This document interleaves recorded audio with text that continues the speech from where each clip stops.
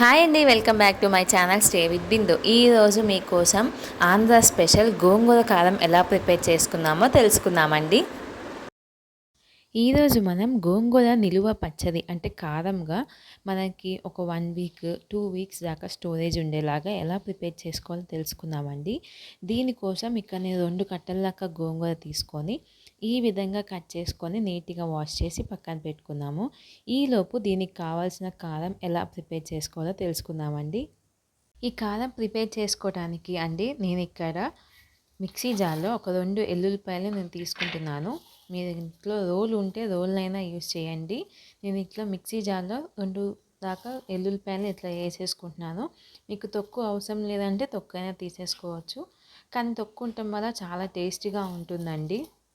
దీంట్లోనే ఒక 1 table spoon దాకా జీలకర్ర యాడ్ చేసుకుందాము. దీంట్లో ఒక 2 టీ స్పూన్ల దాకా కారం యాడ్ చేసుకుంటున్నానండి. మీరు కారం కాకుండా ఎండుమిరపకాయలని యాడ్ చేసుకోవాలి అనుకుంటే ఎండుమిరపకాయలని కొంచెంగా ఫ్రై చేసుకొని యాడ్ చేసుకుంటే బాగా మిక్స్ అవుతుంది. దీన్ని ఇప్పుడు మిక్సీ జార్లో మనం ఫైన్ పేస్ట్గా చేసేసుకుందామండి. మీరు రోట్లో దంచుకునేటట్టయితే కచ్చాబచ్చాగా కూడా కొంచెం మెత్తగా దంచుకుంటే బాగుంటుంది. ఈ విధంగా పట్టుకుంటే సరిపోతుందండి. ఇట్లాగా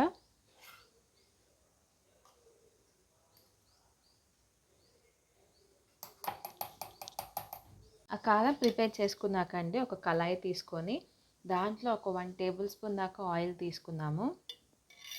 ఈ ఆయిల్ కొంచెం హీట్ అయిన తర్వాత తాలింపు గింజలు వేసుకుందామండి. దీంట్లో అవి కూడా కొంచెం ఫ్రై చేసుకుందాము. ఇవి కొంచెం ఫ్రై అయిపోయిన తర్వాత ఒక పెద్ద ఆనియన్ ఒకటి తీసుకొని సన్నగా కట్ చేసుకొని యాడ్ చేసుకుందామండి. ఇవి కూడా కొంచెం గోల్డెన్ బ్రౌన్ కలర్ వచ్చేదాకా ఫ్రై చేసుకున్నాము. ఇట్లాగా ఫ్రై అయిన తర్వాత కొంచెం సాల్ట్ యాడ్ చేసుకుందాము. దీంట్లోనే ఒక 1/2 టేబుల్ స్పూన్ దాకా పసుపు కూడా యాడ్ చేసుకొని మొత్తం ఒకసారి మిక్స్ చేసుకుందామండి. ఇది ఒకసారి మిక్స్ చేసుకున్నాక మనం ముందుగానే మిక్సీ పట్టుకున్న కారం ఉంది కదా, దీన్ని యాడ్ చేసుకుందాము. దీన్ని యాడ్ చేసుకొని ఆయిల్ ఇది అంతా బాగా మిక్స్ అయ్యేలాగా బాగా మిక్స్ చేసుకుందామండి. ఈ విధంగా ఆయిల్ పైకి తేలేంత దాకా ఒక్కసారి మిక్స్ చేసుకుందామండి. ఇట్లా అయిపోయిన తర్వాత మనం ముందుగానే ఒలిచి పెట్టుకున్నాం కదా గోంగూర, అది యాడ్ చేసుకుందాం దీంట్లో.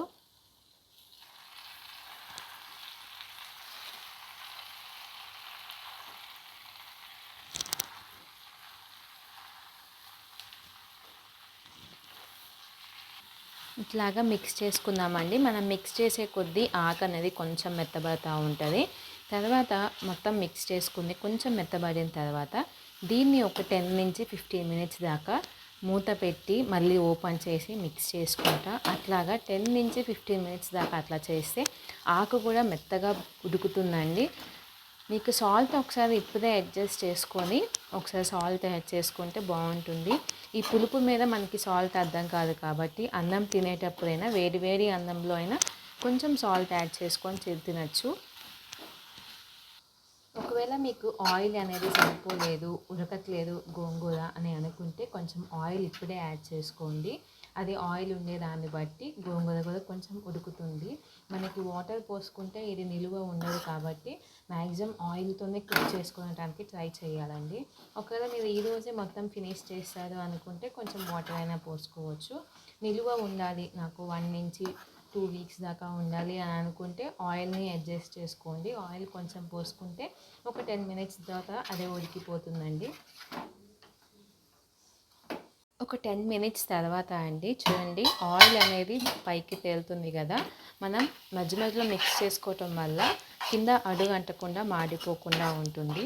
అందుకే మధ్య మధ్యలో ఓపెన్ చేసి ఒక్కొక్కసారి మిక్స్ చేసుకుంటూ ఉండాలి.